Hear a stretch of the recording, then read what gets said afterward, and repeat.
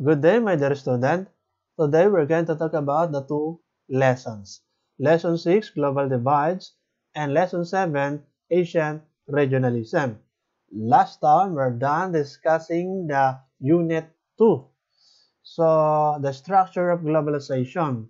Under the structure of globalization, we have the global economy, market integration, the global interstate system, and contemporary global governance. And this unit 3 or the chapter 3, now we're going to talk about it, a world of regions. Under that, we have lesson 6, global divides, the north and the south, and this lesson 7, Asian regionalism.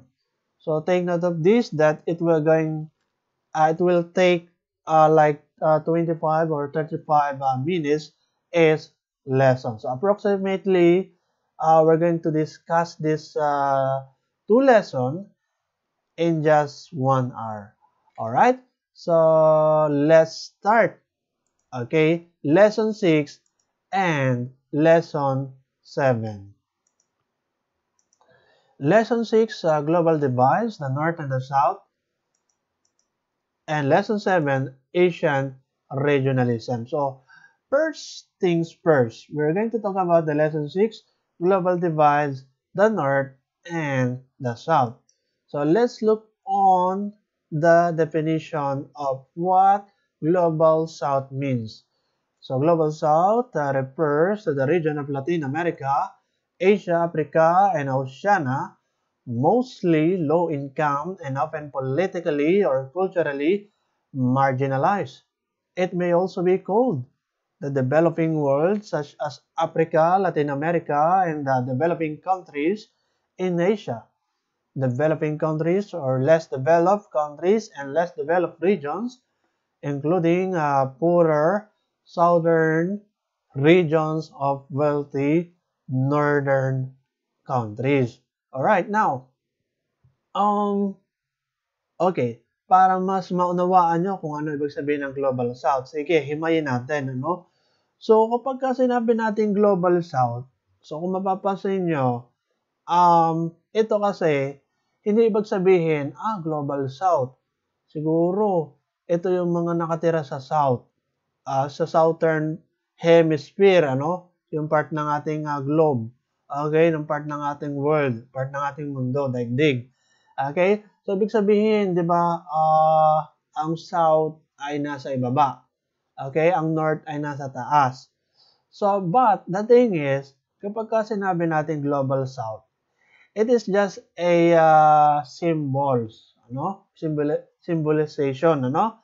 That represent the country. So, kung makikita natin, di ba, pag South, baba. Ibig sabihin dito, yun nga, kagaya ng nakalagay dito, mostly low income and often politically or culturally marginalized.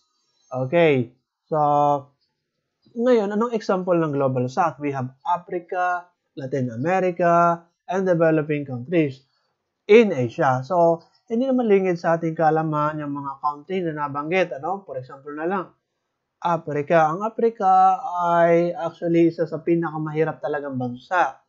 Hindi ko alam, nasa top 10 yata ito, ano, if I'm not mistaken, na pinakamahirap na bansa sa buong mundo.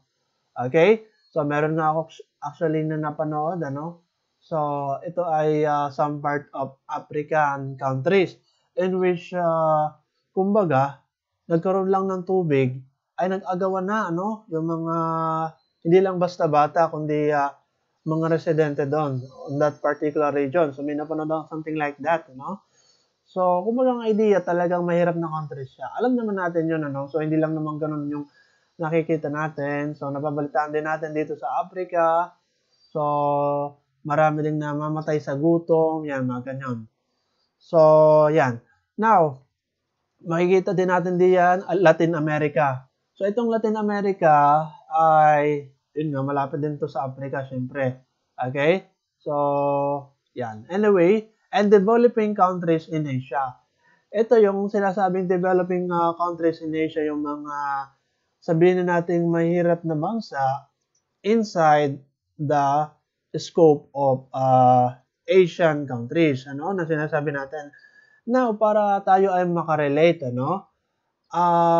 pwede nating sabihin na ang Pilipinas ay masasabi natin kabilang dito.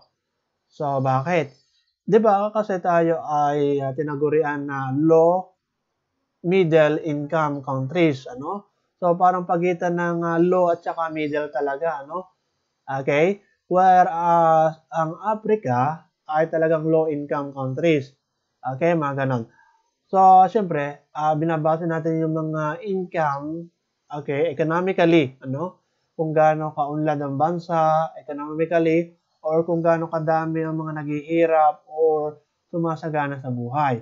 So, yun ang pinagbabasehan ng mga ganon, Yung kung low income countries ba, or low middle income countries, nakadepende, Now, well, nakalagay dito, developing countries. Yun nga yung Global South, diba? Less developed countries and less developed regions. Kasi nga, hindi sila kalakasan or sabihin na natin hindi sila malakas na countries talaga. Okay? So, alam naman natin yon. So, nakikita natin yan sa kaunlaran ng bansa. Hindi lamang sabihin na natin sa economically but also yung sabihin na natin ibang mga bagay. For example, military forces. Okay, mga ganun, di ba?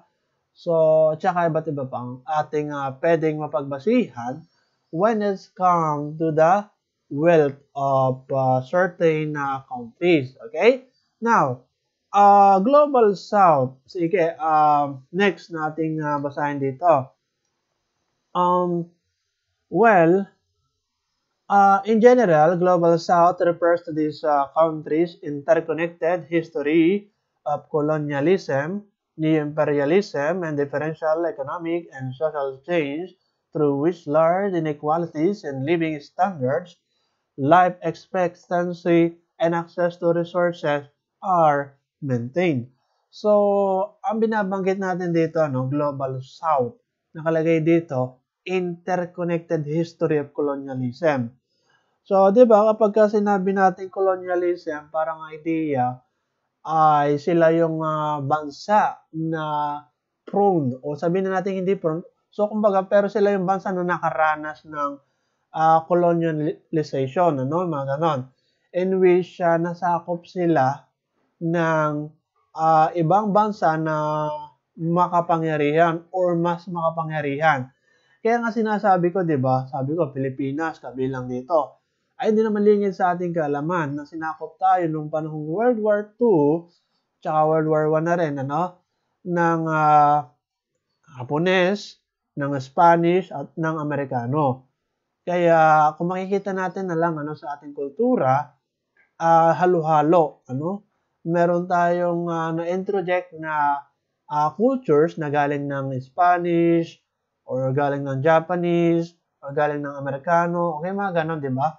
So, yan, kaya nakalagay dito, interconnected history of colonialism, neo-imperialism. Ngayon, makikita natin, neo-imperialism. Ano yung neo-imperialism? It comes from the word imperialism. So, kapag sinabi natin imperialism, empire building. So, practice of a nation forcefully imposing its rule or authority over other nations. So, parang dating, talagang puwersahang sumasapaw or sinasapawan yung ibang nation. So, parang ganun ang idea kapag imperialism. Now, ang tinutukoy natin dito ay neo-imperialism. So, kapag sinabi naman natin na neo-imperialism is domination and sometimes even hegemony over others primarily by way of formally pre-legal agreements, economic power, and cultural influence. So, kumbaga, ang idea dito sa neo-imperialism ay hindi puwersahan na pagsunod o pagkontrol sa ibang nation. So parang ganun ang idea, no? In which formally daw, ano? Formally pre-legal agreements. Okay? Economic power and cultural influence. So ulitin natin ang definition ng neo-imperialism. Neo-imperialism is domination and sometimes even hegemony over others primarily by way of formally pre-legal agreements, economic power, and cultural influence. So, yun ang sinasabi natin kapag neo-imperialism. Okay? So, I hope malinaw na sa inyo yan. Now, nakalagay dito, and differential economic and social change through which large inequalities in living standards, life expectancy, and access to resources are maintained. So, yun ang sinasabi natin na Global South. Okay? So, yan. I hope na clear na sa inyo kung ano ibig sabihin natin ng Global South. Now, next, okay, primary concept of Global South. Ano? So, ito, nakalagay dito. Well, sige, dako na nga tayo dito, no? So, kung ano nakalagay dito sa three primary concept of Global South na sinasabi. Okay? So, sige, basahin muna natin. So, number 1, it refers to economically disadvantaged nation-state and as a post-Cold War alternative to Third World. So, ano bang sinasabi natin ditong Third World? But, before anything else, well, this Global South, additional information with regards to this. Well, contemporary critics of neoliberal globalization use the Global South as a banner to rally countries victimized by the violent economic cures of institutions like the International Monetary Fund. Kasi kung babalikan natin yung sinasabi International Monetary Fund, it is an international organization that promotes global economic growth and financial stability, encourages international trade, and reduces poverty. So, in other words, ang mission ng International Monetary Fund is to promote global economic growth and financial stability, encourage international trade, and reduce poverty around the world. So, that is why parang idea, kumbaga sa term natin, binubuli yung mga Global South. Okay? Nabibictimize sa sinasabi nating economic cures of institution like this, International Monetary Fund. Kasi nga, ang panukala kasi ng International Monetary Fund ay ang idea ay parang kailangan mo, halimbawa, naghihirap ng isang bansa, kailangan mo umutang dito, o umutang sa ibang bansa, ganito, ganoon. Or something like that, Kaya yung mga mahihinang bansa, parang napapag-iwanan. So, parang, yun nga, nagkakaroon ng dominance, over, dahil ng malalakas o makapangyarihang bansa. So, yun ang sinasabi natin diyan, kumbaga siningit lang natin. Okay? So, ayan. Now, para bigyan ko kayo ng general, kumbaga, idea ng northern or north and south. So, kagaya nga nasabi ko kanina, it talks about yung income. Okay? So, the north-south divide is broadly considered a socio-economic and political divide. So, yun lang yun, Okay? Yung pagkakahati ng dalawa, yung global south and global north. Okay? So, yan. Now, balik tayo dito sa ating sinasabing daw three primary concept of global south. Nakalagay dito, it refers to economically disadvantaged nations, states, and as a post-Cold war alternative to Third World. So ngayon, may mababasa kayong Cold War, di ba? So gusto ko kasi himayin bawat concept para mas maunawa natin. Ano ba kapag ka sinabi natin Cold War? So kapag ka sinabi natin Cold War, so ang idea, kumbaga nagkaroon yung state of conflict between nations that does not involve military action but is pursued primarily through economic and political action. Propaganda. Okay, mga ganon, di ba? Ibig sabihin, itong sinasabi natin Cold War ay hindi siya labanan ng patayan. Pero minsan meron pa rin ganon, ano? Pero ang pinaka-main focus ng Cold War ay labanan ng ekonomiya at politics, ano? So, ganun ang idea na sinasabi natin dito. Okay? So, ayan. Yung sinasabi natin na Cold War. So, kumbaga siningit lang natin. Ngayon, itong Cold War na ito, sige, basahin nga muna natin para mas magkaroon kayo ng idea. Tawag dito, it refers to economically disadvantaged nation-state and as a post-Cold War alternative to Third World. Ngayon, may mababasa tayo na Third World. So, ano ba kapag sinabi nating Third World?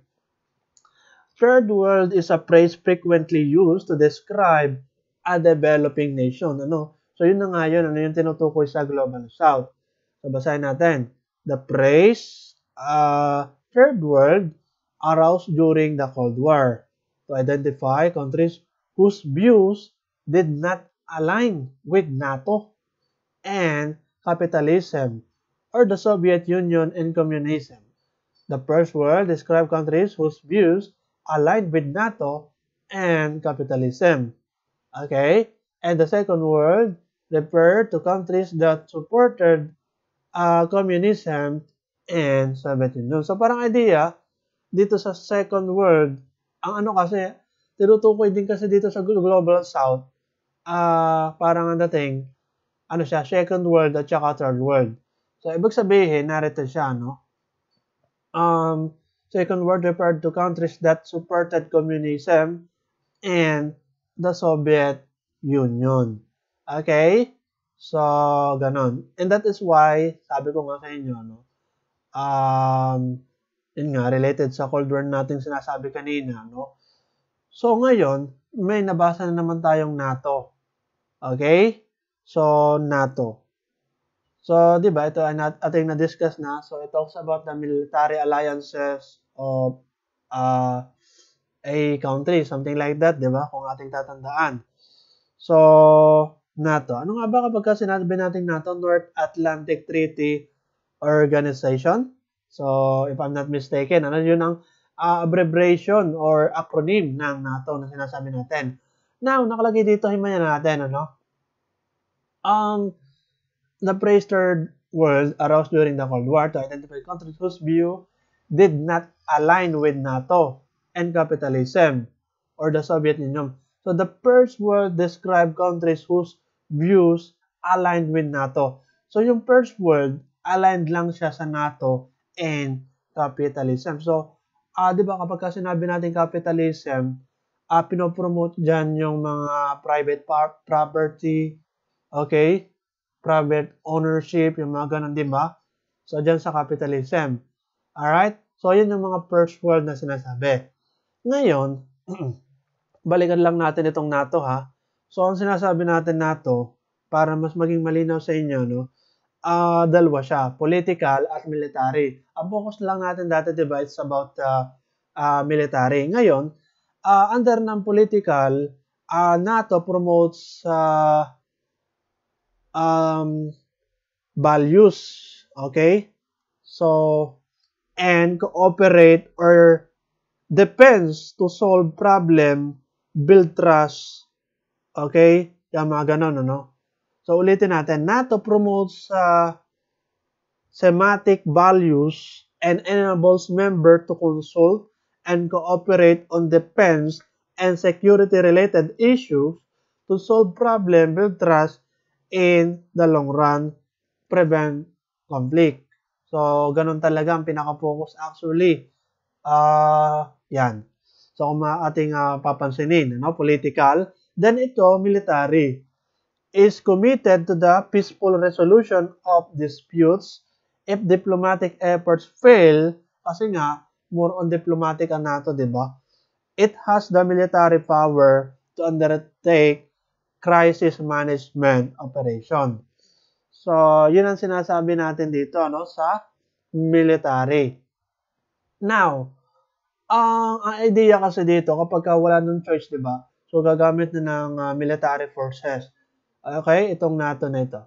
So, yan pagkakaiba. I mean, kumbaga, dinagdagan lang natin ng explanation yung dalawa. Okay?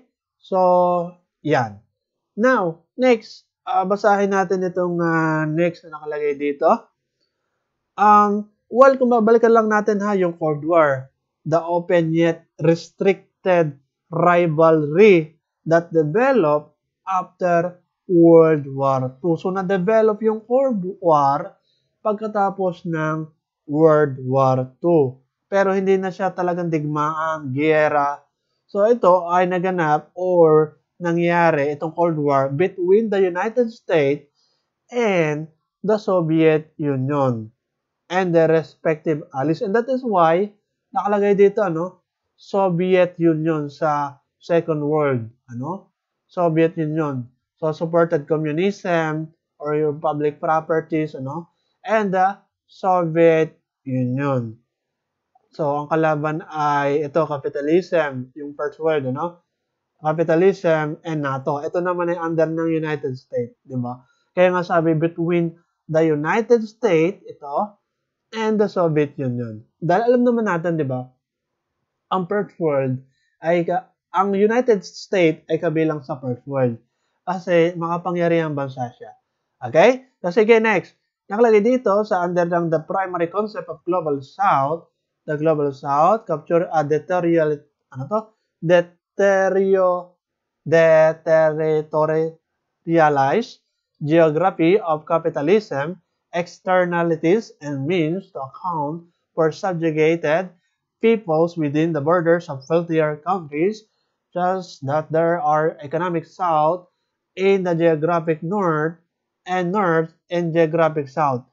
So, ito na yung sinasabi ko. Sige, mamaya, bigyan pa natin ng pansin itong number 2, Okay?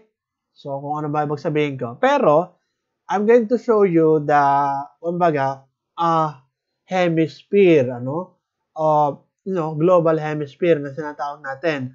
Yung pagse-separate ng south at saka north. Alright? So, sige, basahin muna natin to number 3. It refers to the resistant imaginary of transnational political subject that results from a shared experience of subjugation under contemporary global capitalism. Alright? Okay, so going back muna tayo dun sa tinatawag natin kanina na third world. I mean, yun nga, third world, tama, So, ayan. Third world countries are largely characterized as poor and underdeveloped. Just like what I said, na interconnected siya sa sinasabi natin Global South. And that is why, yan, nakalagay dyan, third world, kakabit ng Global South. So, in these countries, low level of education, poor infrastructures, improper sanitation, and poor access to healthcare, mean living conditions are seen as inferior to those in the world's more developed countries or nations. As a result, the terms third world country and developing nation have become increasingly interchangeable in recent decades. Okay? So, ayan. So, ayan, nasabi na natin So, pati yung NATO kanina, nasabi ko na, which sought to create a counterweight to Soviet army stationed in Central and Eastern Europe after World War II. So, now, para mas maging malinaw sa inyo, Um, well, dito sa sinasabi nating third world, ang dating kasi, 'di ba, kung mapapansin natin, ang ating country particularly para makarelate tayo sa ating sinasabi, ang idea ay 'di ba, sinabi ko kanina, it talks about improper sanitation and poor access to healthcare. Okay, 'di ba, ang ating bansang Pilipinas said to be the longest quarantine daw or lockdown sa buong mundo. So, alam naman natin ang nangyayari sa ating current situation sa ating bansa, no? Dahil ng pandemya, dahil ng COVID. Yung iba nga, ang sinasabi ng mga netizen, no? Sa ngayon sa akin nababasa, pandemic lang yan. Kumbaga, gawa-gawa lang yan ng mga official or mga gobyerno, ano? Official government.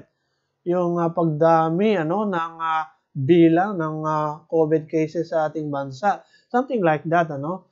So, well, actually, I personally don't verify that, ano? So, kung totoo ba yun or what?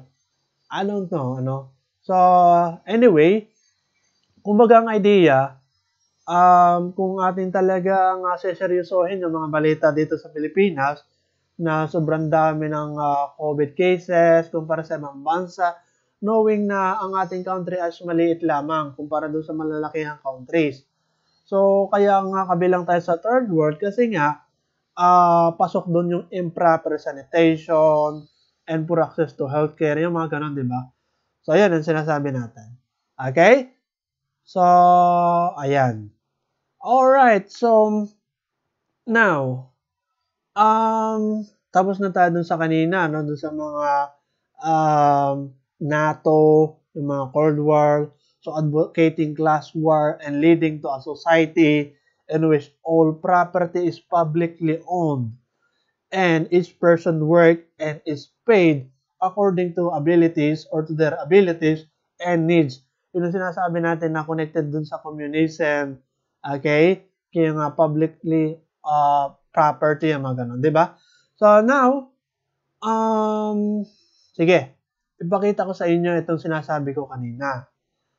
Are ay mismong global hemisphere or paghahati ng dalawang magkabila, ano, ng daigdig. We have southern and northern, okay? So, ngayon, tingnan natin ha. 'Di ba ito yung north, nasa taas, northern hemisphere. Ang southern nasa baba. So, pagka tinignan natin na mas, kumbaga, apat na, sabihin na natin apat na regions or apat na pagkakahati. Okay? So, eastern, western, mga ganun. So, anyway, ang tinitingnan lang natin dito yung, or bibigyan natin ng pansin yung north at saka south. Ngayon, sabi ko kanina, ang north, ang south ay yung mga bansa na kabilang Asia, Africa, okay, mga non, 'di ba? Mga ganon, 'di ba? So pero makikita natin, 'di ba? South ang sabi ko, ano? Pero bakit wala dito yung south na tinatawag nating Africa, Asia, yung mga ganon? Kundi nasa north siya. Bakit ganon? So kagaya nga ng sabi ko, no? Well, the global south is not a directional designation or a point, okay, due south from a fixed north.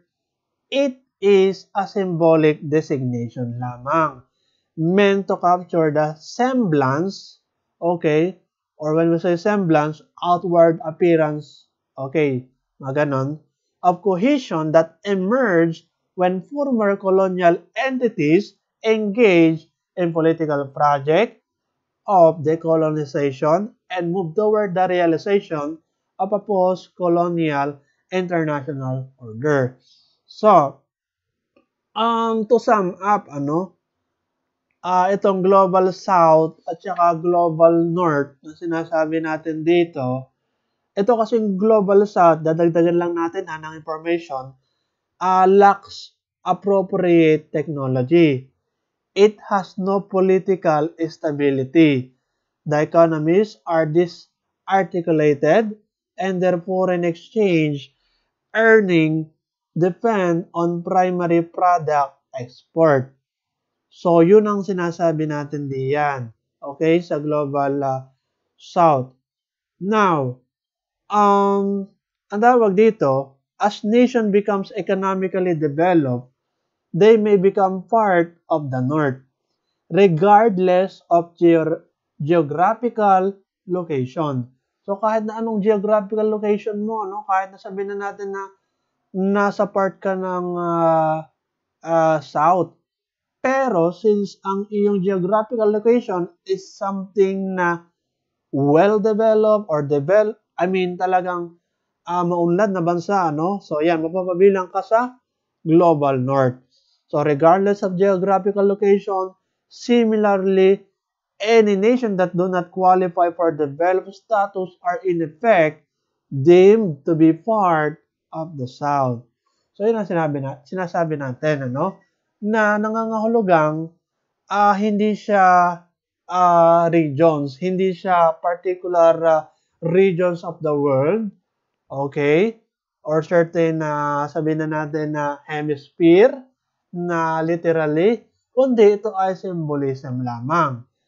Okay? Na pagtaas at pagbaba. Pag-develop or developing countries or yung sabihin na natin mahinang countries versus dun sa mga talagang developed countries na talaga, no? Developed. Okay? So, yun ang sinasabi natin. I hope na clear na sa inyo yung differences between the two. Okay? So, ayan. Yan ay symbolism lamang ha. Yung pagkakaiba ng Global South at Global North. Alright. Now, sige, next. Ano ba next natin nakalagay dito? Eto na pala yung nabasa ko kanina, no? So, the Global South is not a directional designation or a point due south from a fixed north. It is a symbolic designation meant to capture the semblance of a cohesion that emerged when former colonial entities engaged in political projects of decolonization and moved toward the realization of post-colonial international order. Now, next, nakalagay dito, no? So, bago pala ito, well, species of underdevelopment in developed countries may mirror the poverty of the Global South. And the species affluence, meaning to say, the state of having a great deal of money, mirror those of the Global North. Alright? Now, the strongest vehicle, nakalagay diyan, for social redistribution and the main mechanism for social transfer is the state. Okay?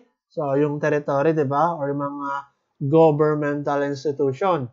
Kapag ka sinabi natin na state. So, strongest vehicle daw yon for social redistribution. Ngayon, himayin natin. Ano bang kapag ka sinabi natin na redistribution?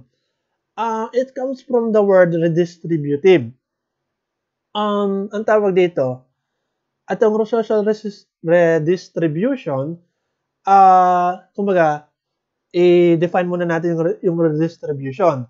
It means taking income from those with higher incomes and providing income to those with lower incomes.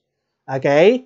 So, redistribution of income and wealth is the transfer of income and wealth, okay, including the physical property na rin from some individuals to others by means of social mechanism such as taxation, charity, welfare, public services, land reform, okay, monetary policy, confiscation, yan mga ganun.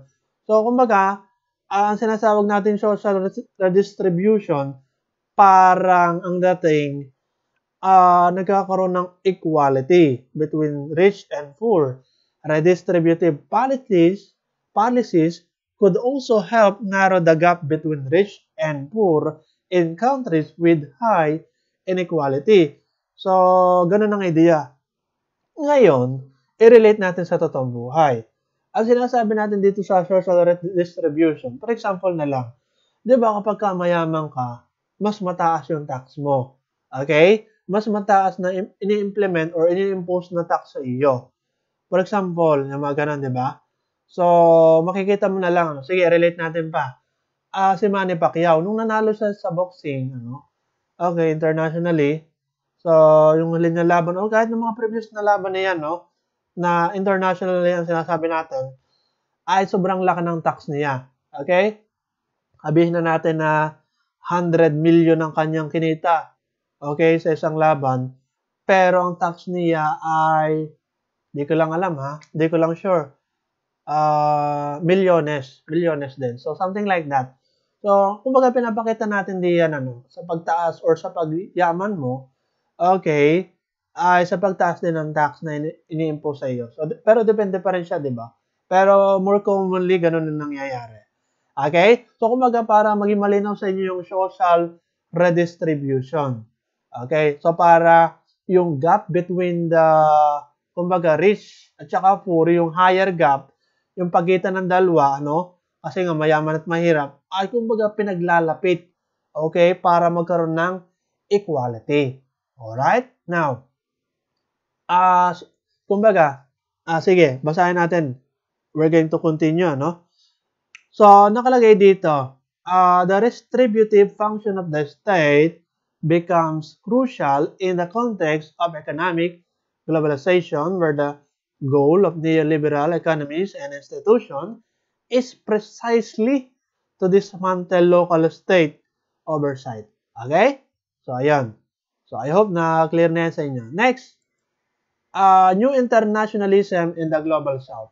Ito, something interesting din itong pag-usapan. Okay? Itong sinasabi nating new internationalism in the global south. Okay, now, ang tawag dito. So, before we move on, kung babalikan natin dito sa kanina, yung sa primary concept of global south. So, the development of the global south must begin by drawing most of the country's financial resources for development from within, rather than becoming dependent on foreign investment and financial market. So parang kaya naituturing tayo na global south or yung mga countries na mahina, ay sapagkat lagi silang nakaasa or dependent sa ibang countries. Okay? So, yun ang sinasabi natin dyan. So, and that is why the development of the global south must begin by drawing most of the country's financial resources for development from within, rather than becoming dependent on foreign investment and foreign financial market. Okay? So, parang pang-counter, dun sa International Monetary Fund. Okay? So, now, let's move on to the next, the new internationalism in the global south. Well, the ills of the global south are being globalized. Underdeveloped states of the global south are ravaged by merciless IMF or the International Monetary Fund policies in the 1980s. Yung mga underdeveloped na state daw, So, ravaged by merciless IMF policies in the 1980s. The economic prescription of the IMF, yun na nga sinasabi ko kanina, di ba? The economic prescription of the International Monetary Fund as cures are recommended for countries in the global south. Okay? Na para bang dating, kumbaga sa tao, parang binubugaw, yung countries na mahina dun sa mga lakas. So, parang ganun ang idea. Okay? So, yan. Now, basahin natin ito, New internationalism in the global south.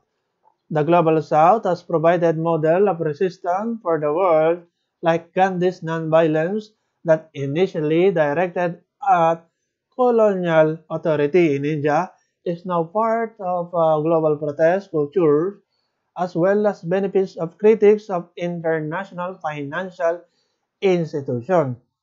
From the experiences and writings of intellectuals and activities from the global south. Now, Ang sinasabi natin dito, di ba, kung babalikan natin si Mahatma Gandhi, ito ay kilalang spiritual leaders na sinasabi. So, the who employed non-violent resistance to lead the successful campaign for India's independence para sa kalayaan ng bansang India from British rule, and in turn inspired movement for civil rights and freedom across the world. So that is because of Mahatma Gandhi, the spiritual leaders, the leaders of India's of non-violent independence movement against British rules. So parang ang dating, leader siya. Ngayon, hindi siya gumamit ng dahas. Okay? Na nagawa niyang nagkaroon ng freedom sa India, sa bansa nila, no? Ng India, sa kamay ng British. Ano? Okay, so ganun ang sinasabi natin. Ngayon, kaya dito, kinokonekta natin sa sinasabing the new internationalism in the global south. Okay? So, yan. Kaya nga non-violence po. So, kung mababasa natin ulit dito ha, so para mas malinaw yung aking explanation. So, the global south has provided model of resistance for the world.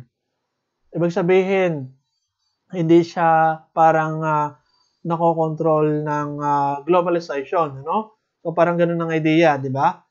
So the global south has provided model of resistance for the world, like Gandhi's non-violence, that initially directly at colonial authority in India is now part of global protest culture, as well as benefits of critique of international financial institution from the experiences and writings of intellectuals and activities from the global south. Okay?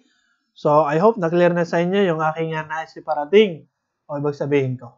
Now, the global south, while embedded in specific geographic imaginaries, represent emergence form of progressive cosmopolitanism.